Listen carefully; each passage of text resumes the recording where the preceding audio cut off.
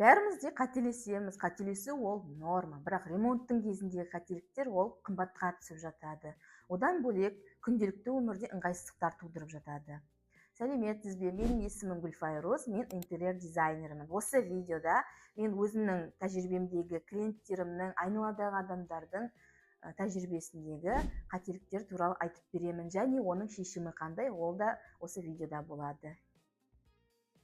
Мұндай унитаздардың нарықта пайда болғанына көп бола қойған жоқ. Демек, соңғы 5-10 жылдықта ремонт жасағандар бірінші рет үйлеріне қойып бастады. Ол кісілер биіктігін байқаса да, кейін бұл қателікті басқаларға айтып тарата бермейді. Соның себебінен осы жағдай қайталана береді. Қателік қай жерден шығады? Әдетте көп қабатты үйлерде канализациялық стояк болады. Ол стояктан унитазға дейін канализациялық құбыр жүреді. Құбыр биіктеген сайын унитаздың да биіктігі көтеріле береді. Дұрысы, унитаздың биіктігі 40-42 сантиметр болу керек. Осы нормаға жету үшін бірінші, унитазды стояктан алыс орналастыруға болмайды. Екінші, егер вывод канализация ең бірінші нүктесі биігірек болса, сантехникпен келісе отырып, оны неғұрлым төмен түсіру керек. Келесі қателікті сурет пен өмір деп атасақ болады. Интернет желісінен өзіңізге ұнайтын, пәтеріңізге келеді деген идеяны тауып алдыңыз. Оны қуана жүзеге асырдыңыз. Суретте әдемі, өмірде тұрақты әурешілік. Мысалы, мына суретке қарап көріңіз. Кір жуғыш машина мен раковинаның бір уровеньде тұрғаны өте әдемі. Енді дәл осы заттардың биіктігін есептеп көрсек, кір жуғыш машинаның биіктігі 850 мм, столешница 40 мм, мынадай раковина 115 мм болады. Ал эргономика бойынша бойы 170 см адамға шамамен 80-85 см ыңғайлы болады.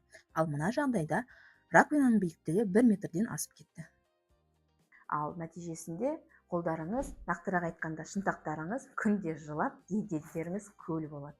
Екінші мысалға қара түсті сантехниканы алсақ болады. Суретте әдемі, қымбат әрі стильді көрінеді. Бірақ өмірде судың әр тамшысы, қолдың ізі көрініп тұрады. Оған біздің судың сапасын қосыңыз.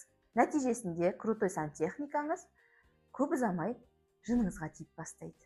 Бұл мәселенің шешімі қандай? Интернетте көрген идеяларыңыздың шын өмірде қаншалықты ыңғайлы болатынын, сізге ұнайтынын, ұнамайтынын ой елегінен бірнеше рет өткізіңіз. Керек жағдайда еденге, жарға өлшемдерді сызып, қалай болатынын елестетіп көріңіз. Біз пәтерді құрылысшыларды жағдайымызға қарай таңдаймыз. Бірақ үшінші қателік ол материалдардан максималды түрде үнемдеу. Мен жиі көретін нәрсе ол базардан ең арзан деген материалдарды алып келу. Мұндай жолмен ешкімде жоқ ерекше, сәнді, стильді пәтер шығуы мүмкін емес. Екінші мысал, бизнес-класс пәтер сатып алдыңыз делік. Оған TV-зонада гипки мрамор жабыстырып қойдыңыз. Сізге келген қонақтарыңыздың көзінде сіздің пәтеріңіздің деңгейі бір сатыға төмендейді. Бұл жерде сіз артық қыламын деп тыртық қылуыңыз мүмкін. Материалдарды әртүрлі бағада және сапада үйлестіру дұрыс шешім. Мысалы, санузелді акцент ретінде қымбат әрі әдемі плитканы таңдасаңыз, қалған бөлігінде арзанырақ, бірақ сапалы бір түсті материалмен жабдықтасаңыз жеткілікті. Ал TV-зонаға келетін болсаңыз, кейде телевизор мен тумбаның өзін қалдырғаныңыз әлдеқайда жақсырақ. Төртінші қателік, киім жинайтын шкаф, кухонный гарнитур, тағы басқа сол сияқты корпустық жиһаздарға тапсырыс берген кезде детальдарға көңіл бөлмеу. Ал мастер көп болса МДФ пен ЛСП туралы ғана түсініктеме беріп, жалпылама өлшем бойынша тапсырыс алады. Ал оны әкеліп құрғаннан кейін, тіпті біраз уақыт пайдаланғаннан кейін де өзіңізге ұнамайтын тұстарын байқап жатасыз.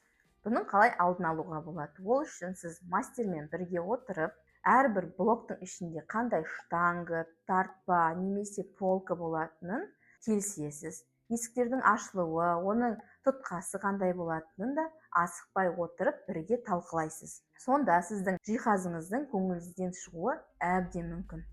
Сіздің заказ беру жылдамдығыңыз бен оның орындалу жылдамдығы тең емес.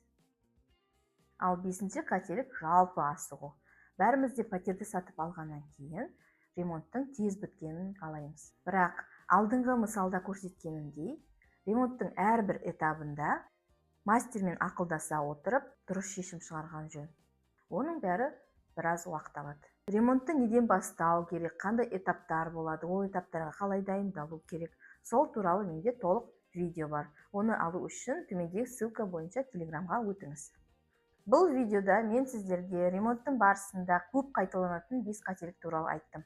Келесі жолы мен сіздерге жарды қандай материалдармен әсемдеуге болады, сол туралы видео түсіретін боламын. Жіберіп алмау үшін каналыма тіркеліп, колокольчикті басып қойыңыздар. Егер видео ұнаса, комментарий жазып, лайк қойыңыздар. Сау болыңыздар.